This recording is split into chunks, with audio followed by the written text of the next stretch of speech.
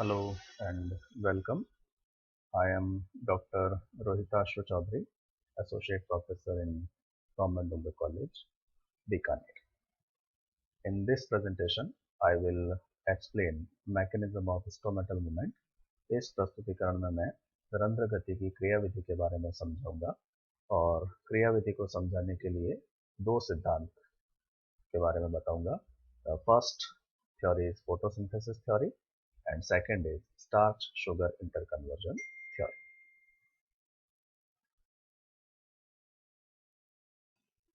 So first photosynthesis theory to explain stomatal movement, रंध्र गति को समझाने के लिए प्रकाश संश्लेषण सिद्धांत. Following theories have been proposed to explain changes in OP of guard cells and resulting stomatal movement. रंध्र गति को समझाने के लिए निम्न सिद्धांत दिए गए हैं या अनेक सिद्धांत दिए गए हैं और उनमें से जो पहला सिद्धांत है वह प्रकाश संश्लेषण सिद्धांत है या फोटोसिंथेसिस थ्योरी है. This theory was proposed by von Mohl in 1856. यह सिद्धांत वॉन मोल नामक वैज्ञानिक के द्वारा 1856 में प्रस्तुत किया गया था. According to this theory, sugars are produced in guard cells by photosynthesis in chloroplasts of guard cells during daytime. इस सिद्धांत के अनुसार द्वार कोशिकाओं के हरित लवकों में दिन के समय प्रकाश संश्लेषण की क्रिया के द्वारा शर्कराओं का निर्माण होता है. The sugars being osmotically active, that is soluble in water, increase osmotic concentration and osmotic pressure of guard cells.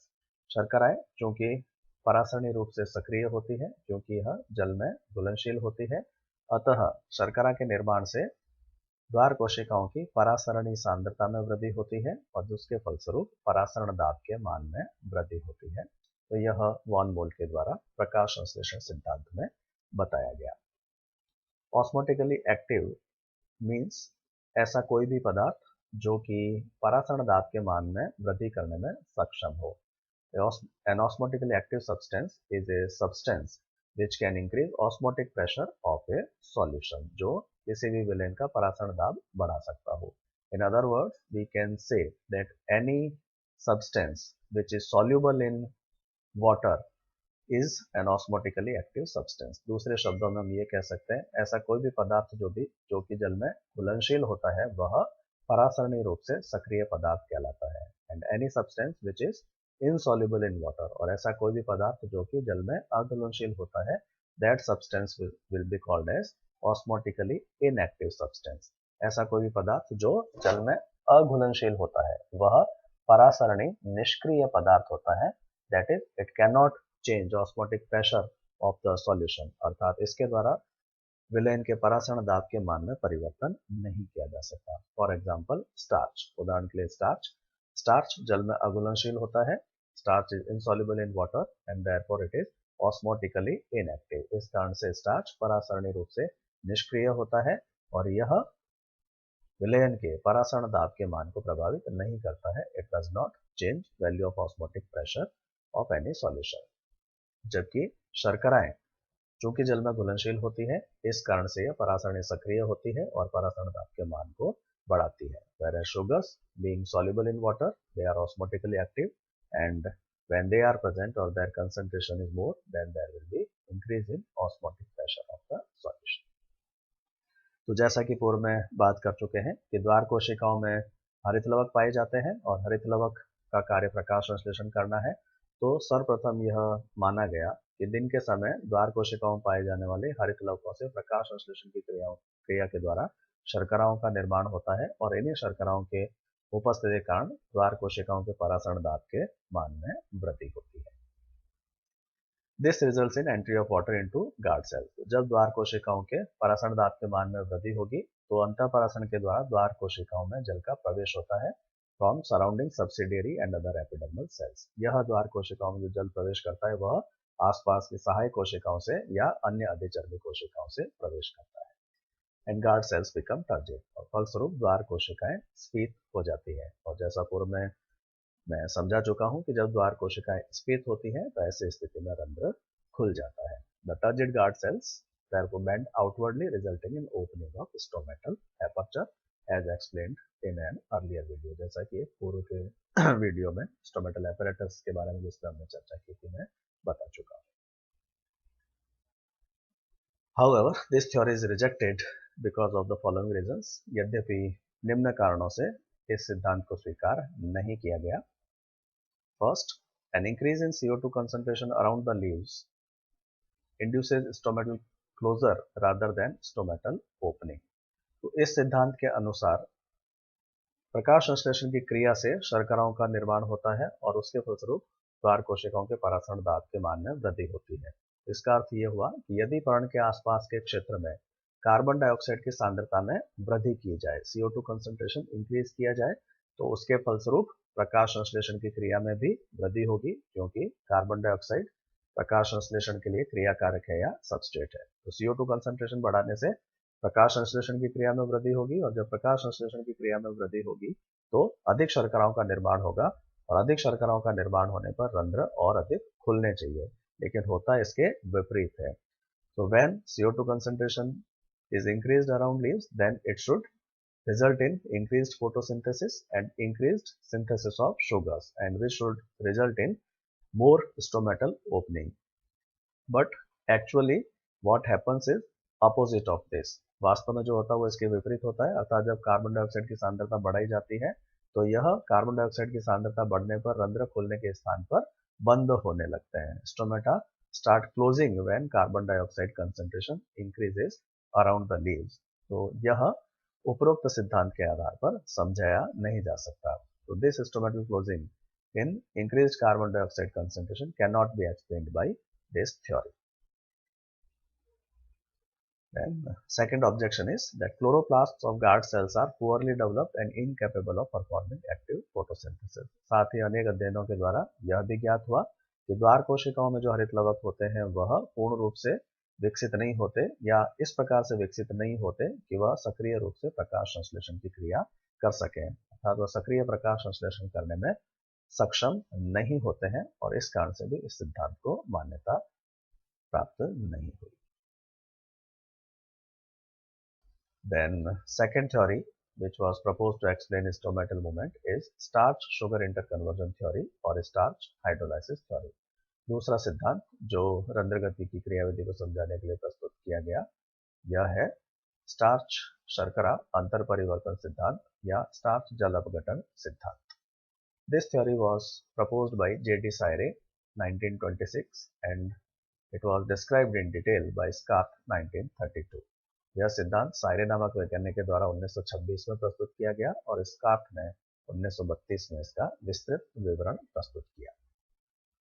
Lloyd 1908 proposed that turgidity of guard cells depends upon interconversion of starch and sugar.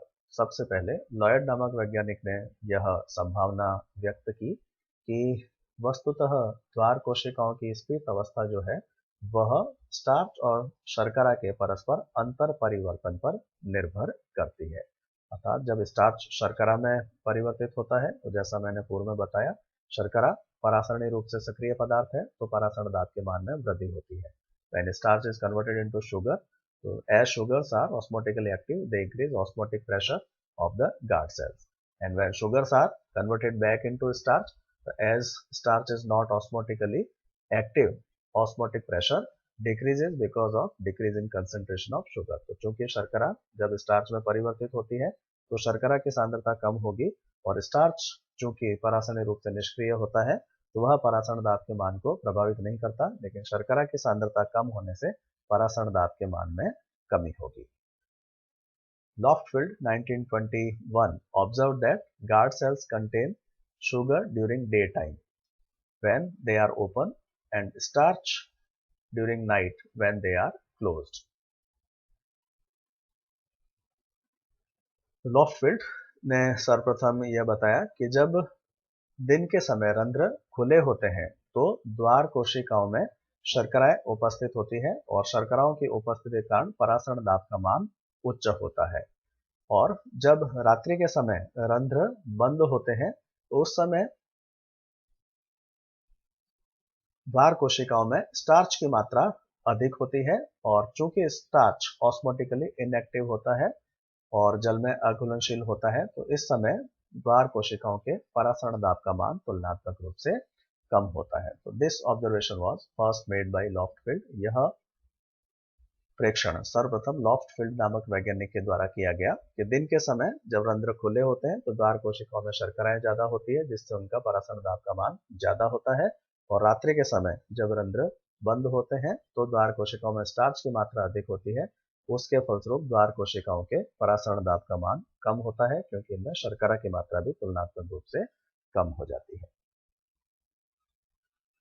So starch during daytime is converted into sugar, we can say, and during night sugar is again converted into starch. तो दिन के समय जब starch से शर्करा का परिवर्तन होता है तो द्वार कोशिकाओं का परासरण दाब बढ़ता है, और रात्रि में जब शर्कराओं से वापस स्टार्च का निर्माण होता है तो द्वार कोशिकाओं के परासरण दाब का मान कम हो जाता है। Sayre 1926 observed that stomata open in neutral or alkaline pH during daytime. सायरे नामक वैज्ञानिक ने, जिन्होंने यह सिद्धांत भी प्रस्तुत किया था, उन्होंने यह पाया कि दिन के समय जब द्वार कोशिकाओं के पीएच का मान उदासीन होता है या हल्का क्षारीय होता है तो उस समय रंध्र खुलते हैं, और पीएच का मान अधिक होने का अर्थात उदासीन या क्षारीय होने का कारण यह होता है क्योंकि दिन के समय प्रकाश संश्लेषण में कार्बन डाइऑक्साइड का उपयोग होता है, और कार्बन डाइऑक्साइड के निरंतर उपयोग के कारण इस समय पीएच का मान तुलनात्मक रूप से अधिक होता है क्योंकि कार्बन डाइऑक्साइड एक अम्लीय गैस है। Carbon dioxide is an acidic gas and when it's concentration is low, जब इसकी सांद्रता कम होगी तो निश्चित रूप से पीएच का मान बढ़ेगा, अर्थात अम्लीयता कम होगी और क्षारीयता बढ़ जाएगी, पीएच का मान बढ़ जाएगा। Stomata remain close during night when pH is acidic due to accumulation of carbon dioxide and formation of carbonic acid as photosynthesis stops. साथ ही उन्होंने यह भी पाया कि रात्रि के समय जब रंध्र बंद होते हैं तो पीएच का मान कम हो जाता है, पीएच अम्लीय हो जाता है, एसिडिक हो जाता है, क्योंकि रात्रि के समय प्रकाश संश्लेषण की क्रिया रुक जाती है जिससे कार्बन डाइऑक्साइड का संग्रहण होने लगता है, एक्यूमुलेशन होने लगता है। यह कार्बन डाइऑक्साइड जल के साथ मिलकर कार्बनिक अम्ल का निर्माण करती है, कार्बोनिक एसिड का निर्माण करती है, और इसके निर्माण के कारण अम्लीयता के मान में वृद्धि होती है, अर्थात पीएच का मान कम हो जाता है। तो सायरे ने यह बताया कि कार्बन डाइऑक्साइड की सांद्रता में परिवर्तन के कारण दिन के समय द्वार कोशिकाओं में पीएच का मान ज्यादा होता है और रात्रि के समय पीएच का मान कम होता है। तो Sayre propose that due to utilisation of carbon dioxide during day time pH is high in guard cells during daytime, and due to accumulation of carbon dioxide during night, pH in guard cells remain acidic. Yin and Tung 1948 isolated phosphorylase enzyme from the guard cells which catalyzes starch sugar interconversion. यिन और तुंग नामक वैज्ञानिक ने 1948 में द्वार कोशिकाओं से एक enzyme पृथक किया, फॉस्फोराइलेज एंजाइम, और यह एंजाइम स्टार्च और शर्करा के अंतर परिवर्तन का उत्प्रेरण करता है। तो इस प्रकार से यिन तुंग ने उस एंजाइम को भी सफलतापूर्वक पृथक्कृत किया द्वार कोशिकाओं से, अर्थात यह एंजाइम द्वार कोशिकाओं में पाया जाता है जो स्टार्च शर्करा के अंतर परिवर्तन का उत्प्रेरण करता है, कैटालिसिस करता है। So, according to this theory, starch is converted to glucose 1-phosphate, that is a sugar phosphate, in presence of phosphorylase enzyme and inorganic phosphate in light. तो इस सिद्धांत के अनुसार प्रकाश में जब दिन के समय pH का मान उदासीन या हल्का क्षारीय होता है तो फॉस्फोराइलेज एंजाइम की उपस्थिति में स्टार्च से ग्लूकोज 1-फॉस्फेट का निर्माण होता है जो कि एक शुगर फॉस्फेट है, एक शर्करा फॉस्फेट है। और चूंकि स्टार्च परासरणी निष्क्रिय होता है, ग्लूकोज शर्करा है यह परासरणी रूप से सक्रिय होती है, तो इस ग्लूकोज के निर्माण के कारण परासरण दाब का मान परिवर्तित होता है और उसके फलस्वरूप द्वार कोशिकाओं में अंतर परासरण से जल प्रवेश करता है और रंध्र खुल जाते हैं। The reverse reaction brings about stomatal closure in night when pH is around 5, और इसके विपरीत क्रिया के द्वारा रात्रि के समय जब पीएच का मान कम हो जाता है, अम्लीय माध्यम हो जाता है, तो यह विपरीत क्रिया होती है, ग्लूकोज 1-फॉस्फेट से पुनः स्टार्च का निर्माण हो जाता है, और स्टार्च का निर्माण होने से अर्थात शर्करा की सांद्रता कम होने से परासरण दाब का मान कम हो जाता है। उसके फलस्वरूप जल का वही परासरण द्वार कोशिकाओं से होता है, द्वार कोशिकाएं श्लथ हो जाती है और रंध्र बंद हो जाते हैं। The complete reaction can be represented as follows. संपूर्ण अभिक्रिया को इस प्रकार से प्रदर्शित किया जा सकता है। स्टार्च और इनऑर्गेनिक फॉस्फेट जब रंध्र बंद होते हैं तो द्वार कोशिकाओं में यह दोनों पृथक पृथक उपस्थित होते हैं। प्रकाश में और पीएच का मान 7 से 7.5 होने पर फॉस्फोराइलेज एंजाइम की उपस्थिति में स्टार्च और इनऑर्गेनिक फॉस्फेट मिलकर ग्लूकोज 1 फॉस्फेट का निर्माण करते हैं। इससे परासरण दाब का मान बढ़ता है। द्वार कोशिकाओं में अंतःपरासरण से जल प्रवेश करता है, द्वार कोशिकाएं स्फीत होती है और अंदर खुल जाते हैं। रात्रि के समय जब पीएच का मान कम हो जाता है तो ग्लूकोज 1 फॉस्फेट का पुनः स्टार्च और अकार्बनिक फॉस्फेट इनऑर्गेनिक फॉस्फेट में परिवर्तन हो जाता है। तो ग्लूकोज 1 फॉस्फेट की सांद्रता कम होने से परासरण ऑस्मोटिक प्रेशर का मान कम हो जाता है, परासरण दाब का मान कम हो जाता है और उसके फलस्वरूप द्वार कोशिकाओं से जल का बहिःपरासरण होता है और द्वार कोशिकाएं श्लथ हो जाती है और रंध्र बंद हो जाते हैं।